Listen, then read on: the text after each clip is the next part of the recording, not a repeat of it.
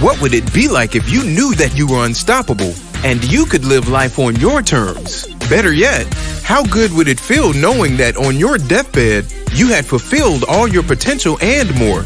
Life on Earth has a beginning and an end. It's what you do in the middle that counts. Let's look at how to make that part even better. Welcome to Season 2 of the podcast. I've elected to start a brand new season because two things. Firstly, I'd like to bring the content more about the dude component, more about the aspect of fixing and finding the inner self. Because a lot of the podcast we've focused on so far has been on the upgrades, because these are just so powerful. Because once you have upgraded or improved an area of your life, the results are evident straight away. But it's not until you clear all of the rubbish and deal with the stuff underneath that you can really start to make long-term massive gains. Beyond that, I'm also returning from somewhat of a sabbatical break. To give you one of those rare personal updates, I've been teaching at colleges and universities, as well as helping in excess of 50 people face-to-face every single week. There's been countless speaking events, looking after this podcast, starting a brand new podcast, supporting dozens of people in their businesses, while working on health and fitness, including martial arts, which I got another degree on my black belt. I've been immersing myself in the arts, including fine arts as well as musical arts, spending time with family, reading countless books, and just enjoying life.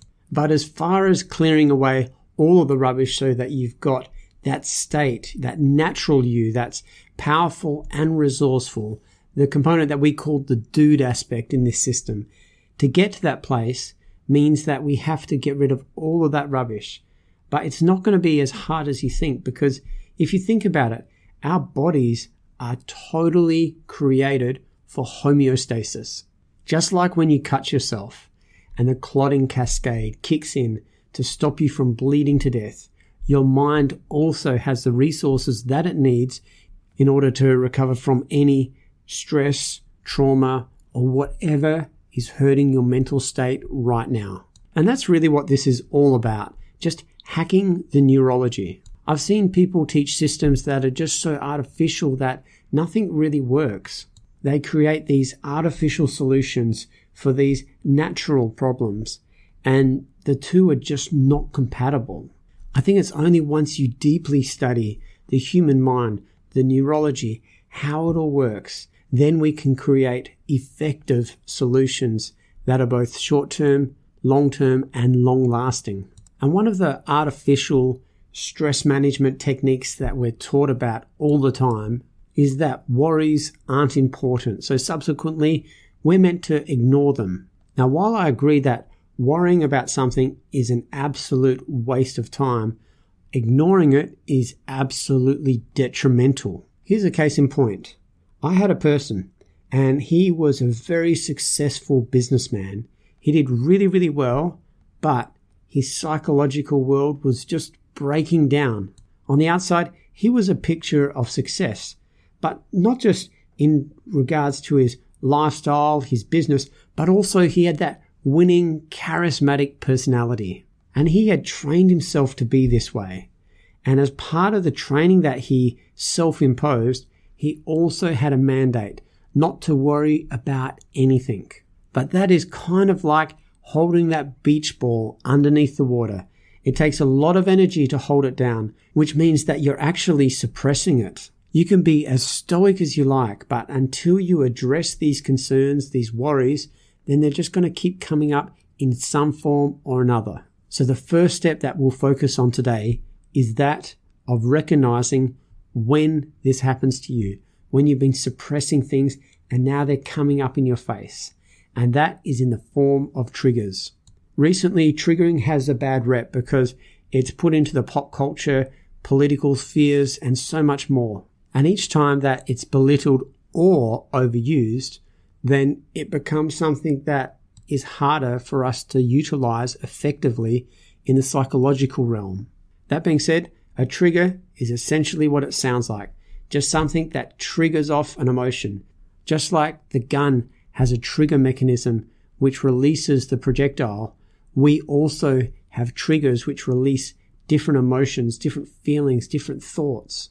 And as we've looked at in season 1, many of these can be utilized for positive things.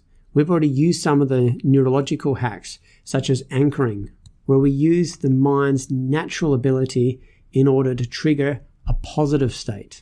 But at the flip side of that is if you have a negative trigger, which triggers a negative state, and what's worse than that, it can trigger a negative state at any time if it comes from the unconscious mind. And when it comes from the unconscious mind, it's incredibly challenging because the first thing that happens is you have a feeling.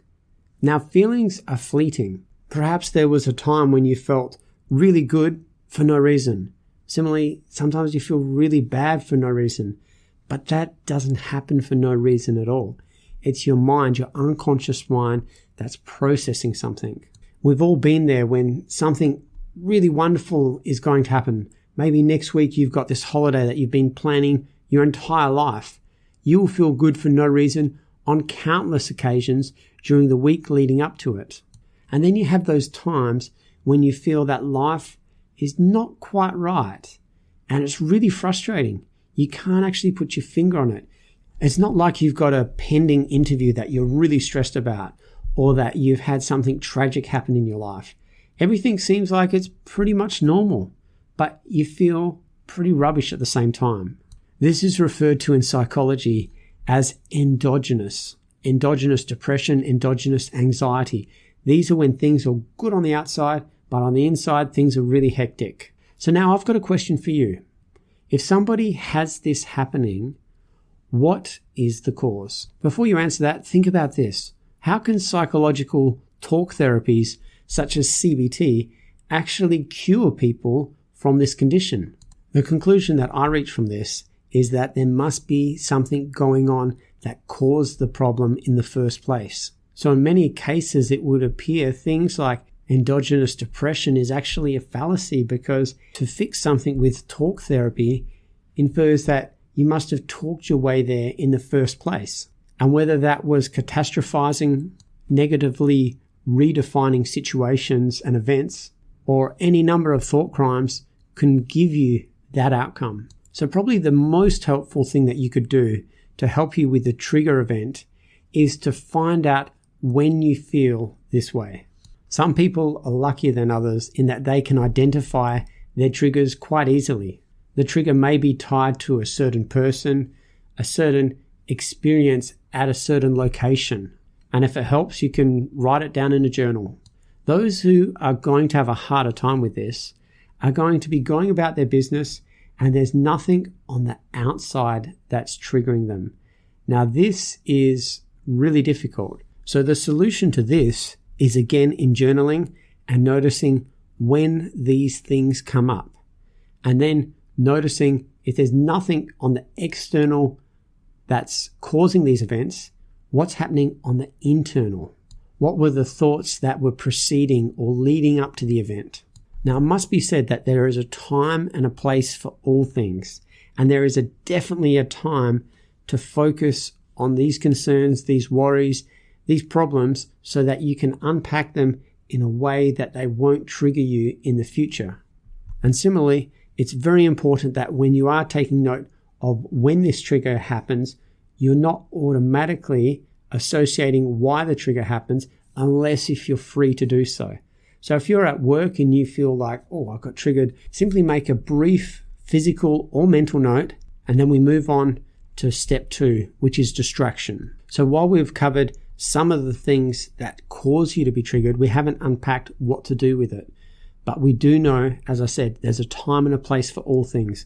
And if you unpack what's triggering you in the moment, it tells your unconscious mind that the trigger is in control. By distracting yourself, it allows you not to be overwhelmed by the trigger, by the problem, by the anxiety, whatever it is, and allow you to focus on the moment. That trains you at an unconscious level that you are in control. Combined with the fact that later we're actually going to take care of the root cause, you can then go ahead about your business and not be overwhelmed by these feelings of negativity. So you've been triggered, you've taken note of whatever it is, and now you're about to distract yourself. And the question is, how do I distract myself? Everyone's a little bit different. So if you can think for yourself what's happened in your past where you've been able to distract yourself, by all means, utilize that. But if you're standing at base camp, ground zero, and you're like, where do I go from here? The power of presence is probably all that you need. And that's just to get into the moment, or in uptime, as they call it in NLP. And a classic way is by utilizing the 5 senses. Again, all we're doing is hacking the natural neurology of our nervous system. And so we utilize the 5 senses. Once we think about 5 things that we can see, it goes to the visual cortex and it takes our attention. Once we think about 4 things that we can feel, again, the brain processes it. 3 things we can hear. 1 or 2 things you can smell or taste. And eventually, your mind gets overcome with the conscious mind focusing on things that are not related to anything that's negative, that's related to being just in the moment, to the right now moment. When you get to this place, it is incredibly powerful because it's like standing on the outside for the first time. With clarity, you can judge what's happening, not be caught up in the moment, and straight away that adaptive distancing starts to pay dividends. In the scheme of things, the problem that you had wasn't that bad. Maybe you've got a traffic fine and you're saving up money and it really frustrates you. Then you think about it. In terms of your paycheck over weeks, months, and years, it's incredibly insignificant. And is it bad enough that it can upset you for days, weeks, or sometimes even months? Of course not. Now, a lot of people stop here and they feel better about themselves and then they go on with life, which I highly recommend. But a time and a place for everything, a season for everything. At some point, minimally, you have to revisit the event, unpack it, and try and work through it so it doesn't pop its head up at some other point in the future. Now, you might be listening to this and think, hey, I've done something like that before. Maybe I did get a fine and it really frustrated me. I got out of my headspace. I realized it wasn't a big deal. Life went on and I never paid it any attention. So why do I have to focus on this event again in the future? There's a few things I'd like to say about that.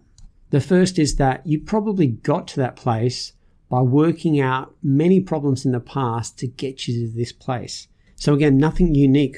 We're just utilizing our neurology and working on it consciously to get the best outcome.